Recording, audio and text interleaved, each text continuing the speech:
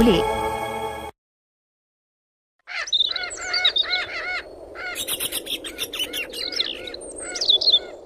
अरे जल्दी से खाना लगा दो, बहुत जोरों की भूख लगी है। खाना खाकर दोबारा खेत में जाना है। ये लीजिए, आज सब आपके पसंद का बनाया है। आलू मेथी की सब्जी, नमक मिर्च वाले पराठे और साथ में अरहर की दाल भी बनाई है। अरे वाह, क्या बात है। लेकिन तुम तो मूंगफली की चटनी भी बनाने वाली थी, वो नहीं बनाई? मूंगफली खत्म हो गई है तो लक्षिता को लाने के लिए भेजा है। पता नहीं ये लड़की कहाँ रह गई। दुकान से मूंगफली लेने के लिए गई है या खेतों में चली गई है। दुकान से मूंगफली लेकर लक्षिता अपने घर की तरफ आ रही होती है कि तभी उसे अपने पड़ोस में रहने वाली बचपन की सहेली पायल दिखती है, जो अपने आंगन में बैठकर कुछ खा रही होती है, जिसे देखकर लक्षिता उसके पास आती है। क्या खा रही हो पायल? बहुत अच्छी खुशबू आ रही है। मेरे बाबा शहर गए थे ना, तो वहीं से मेरे लिए ये हक्का नूडल्स लेकर आए हैं। पता है ये बहुत टेस्टी है, लेकिन ये तो मुझे गाँव में मिलने वाली अपनी देसी चाउमीन की तरह लग रही है। वो तो इसके सामने कुछ भी नहीं है, तुम एक बार टेस्ट तो करके देखो। लक्षिता नूडल को खाती है तो उसे भी वो काफी पसंद आते हैं। पायल, ये तो बहुत ज्यादा टेस्टी है, मैं भी ये मंगवाऊंगी, फिर हम दोनों मिलकर खाएंगे। ये लेने के लिए तुम्हें शहर जाना होगा, और तो ये कोई 50 रुपए की चीज नहीं है, पता है पूरे 900 रुपए के नूडल्स हैं। ये मेरे बाबा तो शहर जाते रहते हैं, इसलिए वो मेरे लिए ऐसे खाने पीने की एक्सपेंसिव चीज लाते हैं। लेकिन तुम्हारे बाबा तो खेती करते हैं ना, वैसे भी एक्सपेंसिव खाना सबके बस की बात नहीं है। काश मेरे भी बाबा तुम्हारे बाबा की तरह शहर जाते तो वो मेरे लिए भी ये सब लेकर आते। इतना कहकर लक्षिता उदास मन से अपने घर आती है। तो मूंगफली लाने गई थी, अब पहाड़ चढ़ने जो इतना समय लग गया। देख तेरे बाबा ने खाना भी खा लिया। माँ, मुझे भी हक्का नूडल्स खाना है, मेरे लिए बना दो ना। क्या कहा तूने? अरे क्या बोल रही है, हिंदी में बोल। अरे माँ, हक्का नूडल्स जैसे हमारे गाँव में देसी चाउमीन मिलती है ना, वैसे ही होती है। वो भी पायल के बाबा अभी शहर से आए हैं ना, तो उसके लिए हक्का नूडल्स लेकर आए हैं। पता है वो खाने में कितने ज्यादा स्वादिष्ट हैं। बेटा, ये जो तुम बता रही हो वैसे ये कितने के हैं? सिर्फ 900 रुपए के हैं बाबा। क्या कहा? 900 रुपए के? 900 रुपए की चाउमीन खानी है तुझे? पायल का बाप सेठ है, उसके लिए 900 क्या 9000 भी कुछ नहीं है। और तेरे बाबा कौन सा शहर जाते हैं जो तेरे लिए वहाँ की अमीरों वाली खाने की चीज ले आएंगे? बेटा, घर में जो बनता है भगवान का नाम लेकर खा लो। और बेटा, वैसे भी ये शहर की ऊटपटांग चीज शरीर के लिए अच्छी नहीं होती है। अपना घर का देसी खाना खाओ, वही अच्छा है। अपने माता पिता की बात सुनकर लक्षिता चिढ़कर आंगन में आ जाती है और इसी तरह 2-4 दिन गुजर जाते हैं। सुधा आंगन में गेहूं साफ कर रही होती है तो वहीं लक्षिता आंगन में कपड़े सुखा रही होती है कि तभी वो देखती है। बाबा, आज आप मेरे लिए कौन सी खाने की चीज लेकर आए हैं? बेटा, आज मैं तुम्हारे लिए शहर से बर्गर लेकर आया हूँ। मैंने भी खाया है, बड़ा मजेदार है। पायल कितनी खुशनसीब है, उसके बाबा हमेशा शहर जाते रहते हैं और कुछ न कुछ खाने की पीने की चीज लाते हैं। लेकिन एक मैं हूँ जो रोटी सब्जी दाल चावल से काम चला रही हूँ। काश मैं भी पायल की तरह इतना महंगा खाना खा सकती। लक्षिता इतना बोल ही रही होती है कि तभी सतीश भागते हुए जल्दी जल्दी घर आता है। अरे क्या हुआ जी, इस तरह भागे भागे कहाँ से आ रहे हो? कहीं फिर से पीछे कोई कुत्ता तो नहीं पड़ गया? अरे नहीं नहीं भाग्यवान, वो हमारे सरपंच है ना योगेंद्र जी। हैं? क्या हुआ उन्हें? कहीं वो निकल तो नहीं लिए? वैसे भी उनकी तबीयत खराब रहती थी। अरे शुभ शुभ बोलो, ऐसा नहीं है। अगर ऐसा नहीं है तो भागे भागे क्यों आ रहे हो? तुम्हें याद है जब उन्होंने अपनी बेटी की शादी की थी तो हम सभी गांव वाले गए थे और उनके शहरी कुछ दोस्त भी आए थे। वहां किसी शहरी बड़े परिवार ने हमारी लक्षिता को देखा था और उन्हें लक्षिता काफी पसंद आई। सरपंच जी मिले थे, कह रहे थे कि वो लोग एक बार हमसे मिलना चाहते हैं। आप सच कह रहे हैं? भगवान, आखिर तूने मेरी सुन ही ली। अगर मेरी लक्षिता का रिश्ता यहाँ हो जाए ना तो 101 नारियल चढ़ाऊंगी। अरे वाह, मेरे लिए शहर से रिश्ता आया है। लक्षिता, अब तो तेरी निकल पड़ी। माता रानी कुछ भी करके रिश्ता लगवा देना बस मेरा, वरना कहीं गांव में ही शादी हो गई ना तो पूरी जिंदगी चूल्हा ही फूकती रहूंगी। कुछ दिन में सरपंच जी उस शहरी परिवार को लेकर लक्षिता के घर आते हैं, जहां लक्षिता अपना देसी खाना बनाकर उन्हें खिलाती है। लक्षिता बेटा, इतना सब कुछ तुमने अकेले बनाया है? अरे तुम तो बहुत बढ़िया खाना बनाती हो। कचौड़ी, जलेबियां, समोसे सब एक से एक बने हैं। क्या करें भाई साहब, गांव से ज्यादा पढ़ाई कहाँ होती है। 10वीं के बाद तो लड़कियों को चूल्हा चौखा थमा दिया जाता है। मेरी लक्षिता भले ही कम पढ़ी लिखी है, लेकिन घर गृहस्थी मुझसे भी ज्यादा अच्छा संभाल लेती है। आपकी बेटी तो हमें पहली नजर में ही भा गई थी। हम तो बस एक बार मिलकर आप लोगों से बात करना चाहते थे। अब तो बस आप लोग अपना जवाब बता दीजिए। ये तो हमारे परिवार के लिए सौभाग्य की बात है कि हमारी बेटी के लिए शहर से रिश्ता आया है, वो भी इतने अच्छे लोगों के घर से। लक्षिता के माता पिता भी शादी के लिए हाँ कर देते हैं और कुछ समय में लक्षिता की धूमधाम से शादी हो जाती है। गांव में पली बड़ी लक्षिता बहू बनकर अपने शहरी ससुराल में आ जाती है। आज लक्षिता अपने ससुराल वालों को तरह तरह के देसी स्वादिष्ट पकवान बनाकर खिलाती है। भाभी, माँ ने बिल्कुल सही कहा था, आपके हाथों में तो जादू है, जादू। कितना बढ़िया खाना बनाया है आपने, सब एक से बढ़कर एक बनाया है। अब तो मैं अपनी हर पार्टी घर में ही करूंगा भाभी। खाना तो सच में काफी अच्छा बना है। सच कहूँ तो मुझे मलाई कोफ्ता कुछ ज्यादा खास पसंद नहीं है, लेकिन आज मैंने 2 से 3 बार मलाई कोफ्ता लेकर खा लिया। अरे भैया, ये मलाई कोफ्ते का नहीं बल्कि भाभी के प्यार का जादू है। क्यों माँ, सही कह रही हूँ ना मैं? नैना की बात पर सभी हंसने लगते हैं और पूरा परिवार साथ में बैठकर खाना खाता है। शाम का वक्त था। लक्षिता अलमारी में साड़ियां रख रही होती है कि तभी नैना कमरे में आती है। भाभी, आपके पास तो काफी सुंदर सुंदर साड़ियां हैं, आप मुझे बुला लेती, मैं आपकी मदद करवा देती इन्हें सेट करने में। बस हो ही गया। तुम बताओ क्या कर रही थी? कुछ नहीं। वैसे भाभी, आज मौसम काफी बढ़िया हो रहा है, मैं सोच रही हूँ कि कहीं बाहर चलते हैं। इसी बहाने मैं आपको सोसाइटी भी दिखा दूंगी और आसपास की जगह भी। नैना लक्षिता को लेकर नीचे सोसाइटी में आती है और उसे आसपास की जगह दिखाने लगती है। यहाँ के घर तो काफी बड़े हैं, लेकिन हमारे गांव के घरों से ज्यादा नहीं। कभी मैं तुम्हें फुर्सत में अपना गांव घुमाऊंगी। हाँ भाभी, क्यों नहीं। वैसे भी मैंने सुना है गांव में बहुत बड़ी बड़ी नदियां, झील, झरने होते हैं। मुझे वहाँ सब जगह जाना है। नैना इतना बोल ही रही होती है कि तभी लक्षिता को स्टॉल पर मोमोज दिखते हैं, जिसे देख। नैना, ये तो मोमोज है ना? हाँ भाभी, लेकिन आपको पता है इनके बारे में? गाँव में तो इस तरह की चीज नहीं मिलती है ना। हमारे गांव में नहीं मिलती है, लेकिन मेरी एक सहेली है, उसके बाबा शहर आते जाते रहते हैं, तो अक्सर उसके लिए वो मोमोज लाते थे। 1-2 बार तो मैंने भी खाया है। चलो भाभी, फिर इसी बात पर आज दोनों नंद भाभी मोमोज पार्टी करते हैं। नैना स्टॉल पर जाती है और fried steam paneer momos order कर देती है और अब दोनों नंद भाभी बातें करते हुए गर्मा गर्म मोमोज के मजे लेते हैं। आसपास के कई सारे लोग यहीं से मोमोज खाने आते हैं। ये बहुत टेस्टी मोमोज बनाता है। महंगी चीज तो हमेशा खाने में अच्छी होती है नैना। वो तो है भाभी, लेकिन ये मोमोज थोड़ी ना महंगे, सस्ते होकर भी कितने टेस्टी है। ये मोमोज सस्ते हैं, मेरा मतलब कितने के हैं? स्टीम फ्राई मिलाकर 100 इतने सस्ते। लेकिन मेरी सहेली तो कहती थी कि शहर में मोमोज 1200-1300 के मिलते। भाभी, आपकी सहेली आपके साथ मजाक करती होगी। तंदूरी मोमोज भी सिर्फ 150 रुपए प्लेट है। अपनी नंद की बात सुनकर लक्षिता को कुछ पुरानी यादें याद आने लगती हैं। ये देख लक्षिता, आज मेरे पापा शहर से मेरे लिए क्या लेकर आए, इसे मोमोज कहते हैं। लेकिन ये तो बिल्कुल मोदक जैसे दिख रहे हैं। हाँ, दिख तो रहे हैं, लेकिन ये मोमोज है। वैसे तो ये पूरे 1200 रुपए के हैं, लेकिन तू मेरी सहेली है तो मैं तुझे एक तो खिला ही सकती हूँ। ये ले, खाकर बता कैसे है। ये तो बहुत ज्यादा अच्छा है, मुंह में जाते ही घुल गया। और इसकी चटनी भी कितनी तीखी तीखी है। एक्सपेंसिव खाने की तो बात ही अलग होती है। काश तू भी मेरी तरह इस तरह का एक्सपेंसिव खाना खा सकती। पायल की बातों को याद करते हुए लक्षिता अपनी नंद के साथ मोमोज खाती है और घर आ जाती है। ऐसे ही कुछ दिन गुजर जाते हैं। माँ जी, आज तो संडे है, सब घर में है, तो नाश्ते में कुछ स्पेशल बना देती हूँ। सोच रही हूँ ढोकला, पोहा और पनीर के पराठे बना लूं। संडे के दिन नाश्ता हम लोग नहीं बल्कि घर के आदमी बनाते हैं। सुबह से तुम्हारे ससुर, देवर और पति किचन में घुसे हुए हैं। माँ जी, यहाँ पर आदमी भी खाना बनाते हैं, पर हमारे गाँव में तो ऐसा कुछ है ही नहीं। वहाँ तो सिर्फ औरतें ही चूल्हा चौका संभालती हैं। बहू, हर किसी की सोच एक जैसी नहीं होती। अब तुम सब हफ्ते के 6 दिन हमारा कितना ख्याल रखती हो, खाना बनाती हो, घर के काम करती हो। अगर छुट्टी वाले दिन हम लोग तुम्हारी थोड़ी मदद कर देंगे तो कोई बुराई थोड़ी ना है। लक्षिता, खाना सिर्फ तुम ही नहीं बल्कि हम लोग भी अच्छा बनाते हैं। आप सब लोग बस बैठिए, हम खाना लेकर आते हैं। अखिलेश, अनुराग और मोहित देखते ही देखते पूरी डाइनिंग टेबल को corn, chaat, chilli potato, spring roll, crispy onion ring noodles और गार्लिक ब्रेड जैसी स्वादिष्ट पकवानों से भर देते हैं, जिसे देख। इसमें तो ऐसी कई सारी चीजें जिसे पायल ने खा रखा है। इसका मतलब ये सब बनाने में तो इन लोगों के काफी सारे पैसे लग गए होंगे। पापा जी, आपको इतने पैसे खर्च कर इतना सब कुछ बनाने की क्या जरूरत थी? इसमें खर्च की क्या बात है बहू, और इन सबको बनाने में ज्यादा पैसे थोड़ी ना लगे। अरे आधा सामान तो हमारी रसोई में पहले से ही मौजूद होता है। मुश्किल से 200-300 रुपए लगे होंगे। क्या कहा? 200-300? लेकिन इन चिली पोटैटो का दाम तो मुझे पायल ने 600 रुपए बताया था। इतने कम पैसों में इतना सारा एक्सपेंसिव खाना खाते हुए लक्षिता को एक बार फिर से कुछ पुराने पल याद आने लगते हैं। माँ, मुझे भी पायल की तरह एक्सपेंसिव और अच्छा अच्छा खाना खाना है। मैं रोज रोज की दाल रोटी नहीं खाऊंगी। बेटा, एक काम कर, पायल के माँ बाप से बात कर और उन्हें बोल कि तुझे गोद ले ले, क्योंकि वही तुझे अमीरों वाला महंगा खाना खिला सकते हैं। घर में जो बनता है चुपचाप से खाना है तो खा, वरना मत खा। माँ तो बेफालतू में ही पैसों का ताना देती थी, लेकिन यहाँ तो 200-300 रुपए में भी इतना सब कुछ खाने को मिल गया।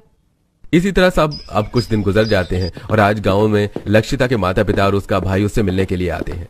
संगीता अपने समधन समधी के लिए पूरी टेबल को तरह तरह के महंगे और स्वादिष्ट खाने से भर देती है, जिसे देख। अरे बेटा, हम लोगों में बेटी के ससुराल का पानी भी नहीं पीते हैं और यहाँ तेरी सास ने कितना सब कुछ लाकर रख दिया है। इतने पैसे खर्च करने की क्या जरूरत थी? 2-3 हजार तो आराम से लग गए होंगे ना। ये सब गांव की बातें हैं, शहर में ऐसा नहीं होता। और कहीं नहीं लगे 2-3 हजार रुपए, सब कुछ 500-600 का ही है। खा लो आप। वैसे बेटा एक चीज के लिए तो मैं बहुत खुश हूँ, तुझे वैसा ही ससुराल मिला जैसा तू चाहती थी। अपनी सहेली को देख देख कर तेरा भी मन करता था ना इस तरह के अमीरों वाले खाने को खाने का। दीदी मैंने सोचा था जब शहर जाऊंगा तो जरूर एक बार बर्गर खाऊंगा, मुझे भी यहाँ का बर्गर खाना है। क्यों नहीं छोटे, शाम को चलते हैं, बर्गर के साथ साथ तुझे पिज्जा भी खिलाऊंगी। अपनी बेटी को खुश देख सुधा और सतीश भी मनी मन काफी खुश होते हैं। तो वहीं लक्षिता अपने भाई और नंद के साथ बर्गर किंग जाती है, जहां वो अपने भाई को जी भर के बर्गर खिलाती है। और इसी तरह अब कुछ दिन गुजर जाते हैं। अरे लक्षिता तुम तैयार नहीं हुई? लेकिन क्यों, हमें कहीं जाना है क्या? एक नंबर की बुला करो तुम, मैंने कहा था ना आज हमें बाहर जाना है शाम में। चलो जल्दी से तैयार हो जाओ। काफी टाइम बाद अनुराग लक्षिता को आज काफी सारी जगह पर घुमाने ले जाता है। कभी वो लोग मूवी देखते हैं तो कभी साइंटिफिक म्यूजियम। ऐसा लग रहा है किसी जादुई नगरी में आ गई हूँ। यहाँ कितनी अनोखी अनोखी चीज है। आज तुमने सिर्फ एक दो जगह ही देखी है, तुम देखना नेक्स्ट टाइम मैं तुम्हें इससे भी अच्छी जगह लेकर जाऊंगा। काफी घूमने फिरने के बाद अब अनुराग लक्षिता को लेकर KFC आ जाता है, जहाँ दोनों आराम से बर्गर एंजॉय करते हैं। लक्षिता लगता है तुम्हें रेड सॉस के साथ ये चिकन नगेट्स और बर्गर कुछ ज्यादा ही पसंद आ गया। मेरी सॉस भी तुमने खत्म कर दी। क्या करूं अनुराग, ये सब बहुत टेस्टी है। आपने सिर्फ 600 रुपए में इतना सब कुछ खाने का ले लिया, वरना मुझे तो लगा था कि ये काफी एक्सपेंसिव खाना होगा। कभी घर में कभी बाहर से ऑर्डर करके तो कभी अपने ससुराल वालों के साथ बाहर जाकर लक्षिता एक्सपेंसिव खाने को काफी एंजॉय करती है। इसी तरह अब कुछ दिन गुजर जाते हैं। भाभी आज मैंने चीज केक ऑर्डर किया है, आप इसे प्लेट में डालकर ले आइए, मैं जब तक चेंज करके आ जाती हूँ। लक्षिता प्लेट में चीज केक रखकर बाहर डाइनिंग टेबल की तरफ लाई रही होती है कि तभी गलती से लक्षिता से केक की प्लेट छूटकर नीचे गिर जाती है और सारा केक जमीन पर बिखर जाता है। तभी नैना भी आ जाती है। नैना मुझे माफ कर देना, मैंने तुम्हारा इतना महंगा केक खराब कर दिया। अरे भाभी माफी मांगने की क्या जरूरत है, सिर्फ केक ही तो गिरा है और ये इतना भी महंगा नहीं था, सिर्फ 700 रुपए का था। मैं दूसरा ऑर्डर कर लेती हूँ। महंगे केक का नुकसान करने के बावजूद भी नैना लक्षिता से कुछ नहीं कहती। तो वहीं लक्षिता को एक बार फिर पुराने पल याद आने लगते हैं। पायल, मैंने जानबूझकर पेस्ट्री नहीं गिराई और जितना मुझे पता ये सिर्फ 30 या 40 रुपए की होगी। तुम कहो तो मैं तुम्हें इसके पैसे दे देती हूँ। एक पेस्ट्री का टुकड़ा पूरे 300 रुपए का था। ये कोई ऐसी वैसी पेस्ट्री नहीं है, मेरे पापा शहर से लेकर आए थे। ये एक्सपेंसिव है, तुम्हें एक्सपेंसिव का मतलब भी पता है? समय बीतने के साथ साथ अब एक्सपेंसिव खाना खाने के साथ साथ लक्षिता खुद भी तरह तरह की एक्सपेंसिव खाने घर में ही बनाने लगी थी। फाइनली आज मैंने बिना जलाए ओवन में पिज्जा बना ही लिया। काफी सारी चीज बनानी सीख ली है मैंने, अब तो सबको मैं ही बनाकर खिलाऊंगी। यूं ही कुछ समय गुजरता है और अब लक्षिता कुछ दिनों के लिए अपने गांव मायके आती है। कितने समय के बाद हमारी लक्षिता घर आई है। हाँ, सब कुछ हमारी बेटी की पसंद का ही बनना चाहिए। सोच रही हूँ कि मनपसंद मटर पनीर की सब्जी, पूरी और पुलाव बना लेती हूँ और साथ में खीर भी। माँ आज आप आराम करिए, खाना मैं बना लूंगी। मैं सोच कर आई हूँ कि आज मैं आप सभी को अपने हाथ का manchurian, chilli potato, noodles, garlic bread और हाँ कुकर में केक भी बनाकर खिलाऊंगी। लेकिन दीदी ये सब तो बहुत महंगा खाना होता है, इन्हें बनाने के लिए तो काफी पैसे लगेंगे ना? अरे नहीं छोटू, इन सबको बनाने का लगभग सारा सामान हमारे घर में ही है और जो थोड़ा बहुत मुझे जरूरत का लगा मैं लेकर आ गई हूँ। देखते देखते लक्षिता घर में रखी हुई सारी चीजों का इस्तेमाल कर तरह तरह के टेस्टी डिशेस बनाती है, जिसे देख उसके माता पिता काफी हैरान होते हैं। और जब सारा खाना बनने के बाद लक्षिता के मायके वाले उसे चखते हैं तो अरे बेटा, तो इसी महंगे खाने को खाने के लिए हमसे कितना बोलती थी, लेकिन ये तो घर के सामानों से ही कितनी आसानी से बन गया और ज्यादा मेहनत भी नहीं लगी। मुझे तो लगता था कि ये सारा खाना 1000-2000 में बनेगा, लेकिन मेरी बेटी ने तो इतने कम पैसों में इतना सब कुछ बना लिया। लेकिन तेरी वो सहेली पायल तो इनके काफी ज्यादा दाम बताती थी ना। अरे माँ, पायल से याद आया, मैं तो जब से आई हूँ उससे मिली ही नहीं। उससे मिलकर आती हूँ और साथ में उसे भी ले आऊंगी। मैंने इतना सब कुछ बनाया है, उसे भी खिलाऊंगी। लक्षिता जल्दी से अपनी सहेली पायल के पास जाती है, जहाँ हमेशा की तरह आज भी पायल अपने आंगन में बैठे बैठे लजानिया खा रही होती है। पायल जैसी लक्षिता को देखती है। अरे लक्षिता, तू बड़े दिनों बाद आई है। शहर जाकर तो तू मुझे भूल ही गई, और भूलेगी भी कैसे नहीं, वो शहर जो है। अरे नहीं यार, तुझे भी भला मैं कभी भूल सकती हूँ क्या? लगता है आज भी काका तेरे लिए शहर से कुछ स्पेशल लेकर आए। हाँ, इसे लजानिया बोलते हैं। तू भले ही शहर में है, लेकिन मुझे नहीं लगता कि तूने इसे खाया होगा। पता है ये पूरे 2000 की डिश है। अच्छा, ये इतनी महंगी है? वैसे मैंने घर पर कुछ बनाया है, सोचा तुझे भी खिला दूं। चलना मेरे साथ। वैसे इतनी महंगी डिश के सामने तेरा बनाया हुआ देसी खाना कुछ खास तो होगा नहीं, पर फिर भी तूने इतने प्यार से बनाया तो खा लूंगी। लक्षिता पायल को अपने घर लेकर आती है, जहाँ पायल देखती है कि बड़े से मैट पर तरह तरह की वही डिशेस हैं जो वो लक्षिता को महंगे दाम बताकर खाती थी। अरे लक्षिता, तूने तो मुझसे कहा था कि तूने अपने हाथों से कुछ बनाया है, लेकिन ये सब तो बाहर से लाया हुआ है। जरूर तेरे पति ने तुझे पैसे दिए होंगे, वरना इतना सब कुछ महंगी चीज तू कैसे खरीद पाती? ये मैंने खरीदी नहीं है बल्कि घर में बनाई है, और इसमें मेरे कुछ खास ज्यादा पैसे भी खर्च नहीं हुए हैं। मुश्किल से 400 से 500 रुपए लगे होंगे। क्या कहा तूने? 400 से 500? मजाक मत कर, इतनी सस्ती थोड़ी ना चीज होती है ये सब। एक्सपेंसिव खाना है। एक्सपेंसिव का मतलब तो तुझे पता ही है ना। पायल, मुझे अच्छे से एक्सपेंसिव का मतलब पता है। तू हमेशा मुझसे झूठ बोलती रही। तेरे बाबा 100 रुपए की चीज लाते थे और तू मुझे 1000 रुपए बताती थी। ये सब तो तू मुझे नीचा दिखाने के लिए करती थी ना, क्योंकि हम पैसों के मामले में तेरे जितने अमीर नहीं है। मुझे नहीं पता था कि तू भी और अमीर घमंडी लोगों में से एक ही है। मैं तो तुझे हमेशा से अपना अच्छा दोस्त मानती थी। तेरी इन्हीं हरकतों की वजह से मैं बार बार आकर माँ बाबा को एक्सपेंसिव खाने के लिए परेशान करती थी। लेकिन शादी के बाद मुझे सब पता चल गया कि क्या एक्सपेंसिव है और क्या नहीं। अरे दोस्तों में तो एक दूसरे का भरोसा जीता जाता है, लेकिन बेटा तुमने तो मेरी बेटी का भरोसा ही तोड़ दिया। वैसे ये कोई इतनी बड़ी बात भी नहीं है, लेकिन झूठ बोलकर नीचा दिखाना तो सही नहीं है ना। ये सब सुनकर पायल को काफी शर्मिंदगी महसूस होती है और वहां से चली जाती है। इसी के साथ लक्षिता को अब ये बात समझ में अच्छे से आ चुकी थी कि जरूरी नहीं है कि हमेशा टेस्टी और अच्छा दिखने वाला खाना एक्सपेंसिव ही हो। कम पैसों और घर की चीजों का इस्तेमाल करके भी हम एक्सपेंसिव खाने को घर में ही बनाकर खा सकते हैं।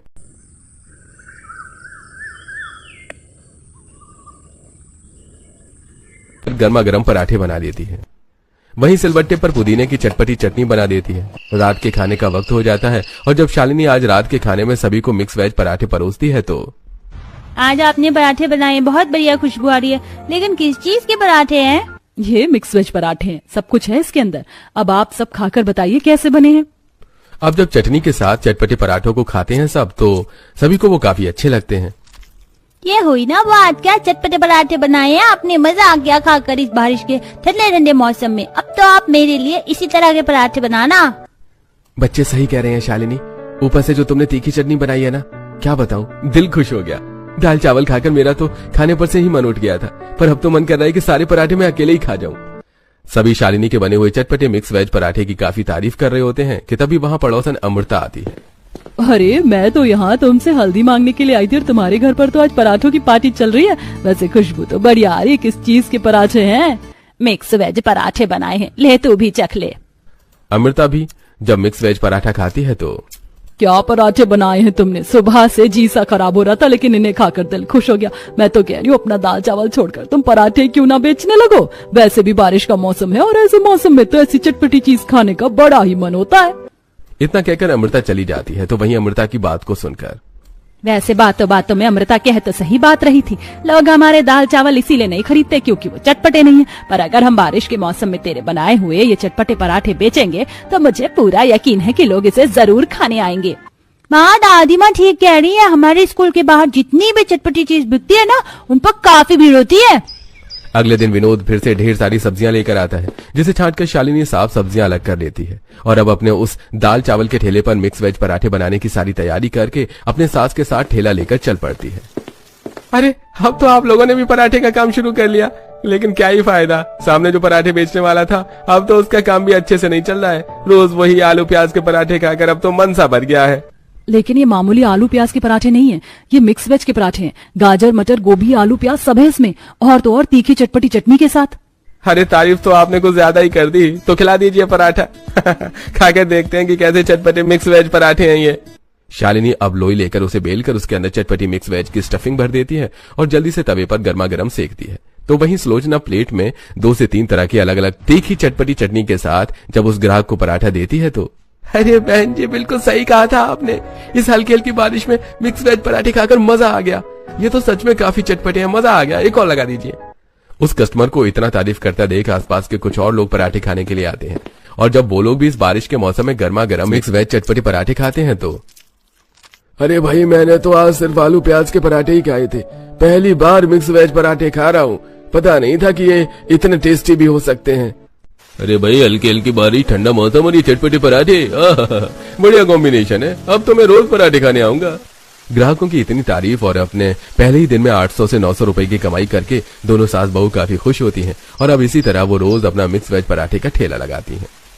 पता है, प्रेगनेंसी की हालत में हमेशा कुछ चटपटा तीखा खाने का मन करता है, लेकिन हर चीज सोच समझ कर खानी पड़ती है। लेकिन आपके पराठे ऐसे नहीं है। टेस्ट के साथ साथ इसमें इतनी सारी सब्जियां हैं कि ये तो मेरे लिए हेल्दी हैं।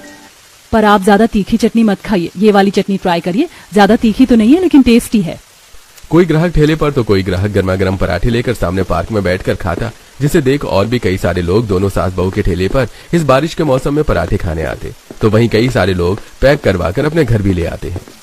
जब से शरीर ने बुढ़ापे की सीढ़ी पर कदम रखा है तब से कुछ खाने में अच्छा ही नहीं लगता था, लेकिन ये पराठे बेटा कहाँ से लाया है? ऐसे चटपटे पराठे खाकर तो मजा आ गया। अरे माँ, पास ही में एक सास बहू मिक्स वेज पराठे बेचती है, बड़े ही मजेदार होते हैं। आपसे जब भी आपका मन करे तो बताना, ले आया करूंगा मैं। धीरे धीरे दोनों सास बहू के मिक्स वेज पराठे आसपास की जगह पर काफी फेमस होने लगे थे। तो वहीं विनोद भी अब आए दिन सब्जी लेकर आता था। ये लो, आज तो ज्यादातर इसमें साफ सब्जी है। और ये क्या, तुम अकेले ही सिलबट्टे पर सारी चटनी पीस रही हो? एक काम करो, तुम सब्जी साफ कर लो, मैं चटनी पीस देता हूँ। जहाँ विनोद अपनी बीवी की मदद करते हुए सिलबट्टे पर चटनियां पीसता है, तो वहीं मेघा भी अपनी भाभी की मदद करते हुए सब्जियां साफ करती है। और ऐसे ही कुछ दिन गुजर जाते हैं। बाहू, पहले तो तू सभी सब्जियों को मिलाकर एक ही भरवा बनाती थी, लेकिन अब तो तू अलग अलग भरवा बना रही है। माँ जी, कल कुछ ग्राहक आए थे, उनमें से कुछ को सिर्फ मटर के पराठे चाहिए थे तो कुछ को गाजर के, इसीलिए मैं मिक्स स्टफिंग के साथ अलग अलग सब्जियों की भी स्टफिंग बनाकर रख रही हूँ। चल सही है, मैंने भी आज काफी सारा आटा गूंथ लिया, वरना कल तो कम पड़ गया था। जहाँ पहले आसपास की जगह पर ही इन दोनों सास बहू का चटपटा मिक्स वेज पराठा फेमस था, तो वहीं लोग दूर से इनके पराठे खाने के लिए आने लगे थे। और आसपास की फैक्ट्री ऑफिस से भी दिन में लंच के समय इनके पास काफी अच्छे ऑर्डर आ जाते थे। यार, तुमने तो मेरे काफी पैसे बचा लिए, वरना पहले जब भी इस बारिश के मौसम में पराठे खाने का मन करता था तो बार बार मुड़थल जाना पड़ता था। मैंने तो पहले कहा था कि यहाँ के पराठे बेस्ट है। देख कितना बढ़िया मौसम हो रहा है, ऊपर से ये हल्की हल्की बारिश, ऐसे मौसम में ऐसे गर्मा गर्म चटपटे पराठे हो जाए तो और क्या ही चाहिए है? जैसे जैसे दिन गुजरते हैं वैसे वैसे अब दोनों सास बहू के ग्राहक बनने के साथ साथ कमाई भी काफी ज्यादा बढ़ने लगती है। इतनी बढ़िया पराठे कैसे बना लेती हैं? पता है, आपकी पराठे की वजह से आज हफ्ते में दूसरी बार हमने कोचिंग बंक की है। हमें भी आपके जैसे पराठे बनाने सीखने हैं, फिर हम भी ऐसे ही ठेला खोलेंगे। भगवान करे तुम हमसे भी बढ़िया पराठे बनाओ, लेकिन ये उम्र तुम्हारी पढ़ने लिखने की उम्र है और हम यहाँ सुबह से लेकर शाम तक होते हैं, तो इस तरह पढ़ाई छोड़ने की जरूरत नहीं है। पढ़ाई करने के बाद भी तुम दोनों यहाँ आ सकती हो। कुछ ही वक्त में दोनों सास बहू काफी पैसे इकट्ठा कर लेती हैं, जिनसे वो सबसे पहले अपने घर की मरम्मत करवाती हैं। तो वहीं दोनों बच्चों के स्कूल की फीस भी भरती हैं और बाकी बचे हुए पैसे विनोद को दे देती हैं, जिससे वो एक बार में सेठ महेंद्र का सारा कर्जा और ब्याज चुका देता है। इतने कम वक्त में इतने सारे पैसे कहाँ से आए? हाँ, और किसी और से कर्जा लेकर तो मुझे नहीं दे रहा है? नहीं सेठ जी, ये तो मेरी बीवी और माँ की मेहनत की कमाई है। अब मैंने आपके सारे पैसे चुका दिए हैं और इस महीने का ब्याज भी दे दिया है। सारा कर्ज चुका देने के बाद अब विनोद भी अपनी माँ और पत्नी के साथ उसकी मदद करता है। कुछ दिनों में दोनों सास बहू एक दुकान ले लेते हैं, जिसमें वो टेबल कुर्सियों का भी बंदोबस्त करते हैं। और अब इसी तरह मेहनत करते हुए समय बीतने के साथ साथ दोनों सास बहू के मिक्स वेज पराठे काफी ज्यादा फेमस हो जाते हैं।